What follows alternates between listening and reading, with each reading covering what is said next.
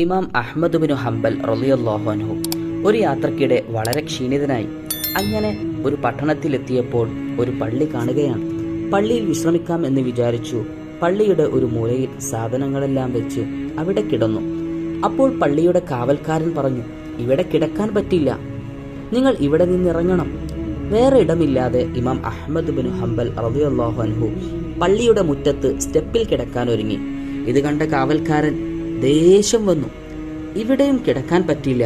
ഇമാം Ahmad bin Hanbal റളിയല്ലാഹു അൻഹുവിന്റെ സാധനങ്ങളെല്ലാം അദ്ദേഹം തട്ടിത്തെറിപ്പിച്ചു.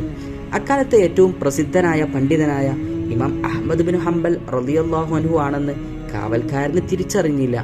ഇതെല്ലാം അടുത്തുള്ള ഒരു കടക്കാരൻ കണ്ടു. അദ്ദേഹം ഇമാം അഹ്മദ് ബിൻ ഹംബൽ റളിയല്ലാഹു അൻഹുവിനെ വിളിച്ച് കടയിലേക്ക് കൊണ്ടുപോയി. എന്നിട്ട് അവിടെ താമസിക്കാൻ സൗകര്യം കൊടുത്തു. കടക്കാരൻ രാത്രി മുഴുവൻ റൊട്ടി ഉണ്ടാക്കുന്ന തിരക്കിലായിരുന്നു. അപ്പോഴാണ് ഇമാം അഹ്മദ് ബിൻ ഹംബൽ റളിയല്ലാഹു അൻഹു അദ്ദേഹത്തെ ശ്രദ്ധിച്ചത്. അദ്ദേഹം റൊട്ടി ഉണ്ടാക്കുന്ന തിരക്കിനിടയിൽ നിർത്താതെ അസ്തഗ്ഫിറുല്ലാഹ് എന്ന് ചൊല്ലുന്നു. കുറേ നേരമായിട്ടും അദ്ദേഹം ആ ചൊല്ലൽ നിർത്തുന്നില്ല. അപ്പോൾ അഹ്മദ് ബിൻ ഹംബൽ റളിയല്ലാഹു അൻഹു ചോദിക്കുകയാണ്, നിങ്ങൾ എത്ര കാലമായി ഇത് തുടങ്ങിയിട്ട്? നിങ്ങൾ ഇങ്ങനെ ദിക്റും ഇസ്തിഗ്ഫാറും ചൊല്ലുന്നത് കൊണ്ട് നിങ്ങൾക്ക് അതിന്റെ ഫലമായി എന്തെങ്കിലും അനുഭവം ഉണ്ടായിട്ടുണ്ടോ?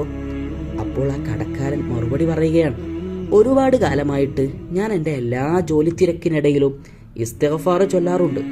അതുകൊണ്ട് തന്നെ അള്ളാഹു എൻ്റെ എല്ലാ പ്രാർത്ഥനകൾക്കും ഉത്തരം തന്നിട്ടുമുണ്ട്.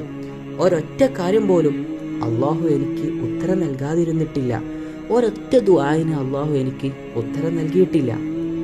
ഇത് കേട്ട ഇമാം അഹ്മദ് ബിൻ ഹംബൽ റളിയല്ലാഹു അൻഹു ആശ്ചര്യത്തോടെ ചോദിച്ചു, ഏതാണ് ആ ദുആ? കടക്കാരൻ പറഞ്ഞു, എനിക്ക് പ്രസിദ്ധനായ പണ്ഡിതൻ ഇമാം അഹ്മദ് ബിൻ ഹംബൽ റളിയല്ലാഹു അൻഹുവിനെ ഒന്ന് കാണണമെന്ന് വലിയ ആഗ്രഹമുണ്ട്. അതിനുവേണ്ടി ഞാൻ ഒരുപാട് ദുആ ചെയ്തിട്ടുണ്ട്, പക്ഷേ അതെനിക്ക് ഇതുവരെ സാധിച്ചിട്ടില്ല. ഇത് കേട്ട് ഇമാം അഹ്മദ് ബിൻ ഹംബൽ റളിയല്ലാഹു അൻഹുവിന്റെ കണ്ണുകൾ നിറഞ്ഞു. അദ്ദേഹം പുഞ്ചിരിച്ചുകൊണ്ട് കടക്കാരനോട് പറഞ്ഞു, ഞാനാണ് അഹ്മദ് ബിൻ ഹംബൽ. അള്ളാഹുവാണ് സത്യം. നിങ്ങൾ നിങ്ങളുടെ ദിക്ർ നിമിത്തം ദുആ ചെയ്ത ഒടുവിലത്തെ ആഗ്രഹം പൂർത്തീകരിക്കാനായിട്ടാണ് അള്ളാഹു എന്നെ താങ്കളുടെ അടുക്കൽ എത്തിച്ചത്.